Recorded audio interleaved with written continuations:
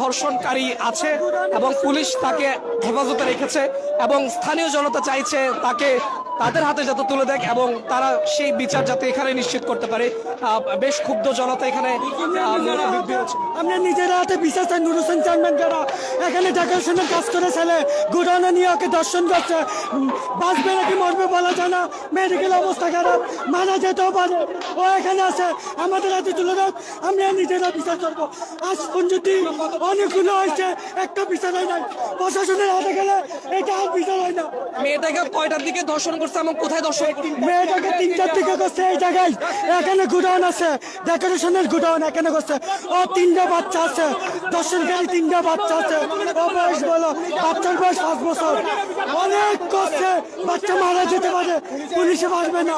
অনেকগুলো বিচার পুলিশে করতে পারে নাই, প্রশাসনের টাকা খেয়ে ছেড়ে দে। আমরা নিজেরা করবো, আমরা নিজেরা বিচার করবো। আমরা বাসি চাই, বাসি বাসি বাসি ভাই একটু একটু একটু জানতে চাইবো যে মেয়েটাকে কিভাবে নিয়ে গেল সে? ওই এখানে ডাক দিয়ে নিয়ে গেছে ভালো মানুষের মতো কি জানি দিবে বইলা, কিন্তু নিয়ে এই রুমের ভিতরে আটকাইয়া কামড়া করছে, বুঝছেন? আমরা ওর চাচ্ছি চাই, বিচার চাই, ওর বিচার চাই দরকার, আমরা নিজের হাতে বিচার করবো। ফাঁসির অর্ডার, কোনে না ফাঁসির অর্ডার হবে, ফাঁসির অর্ডার, ফাঁসি হবে, এর কোনো বিচার নাই, ফাঁসির অর্ডার হবে, ফাঁসির অর্ডার। এখন নিয়ে আবার 2 দিন করে ছেড়ে দিবে।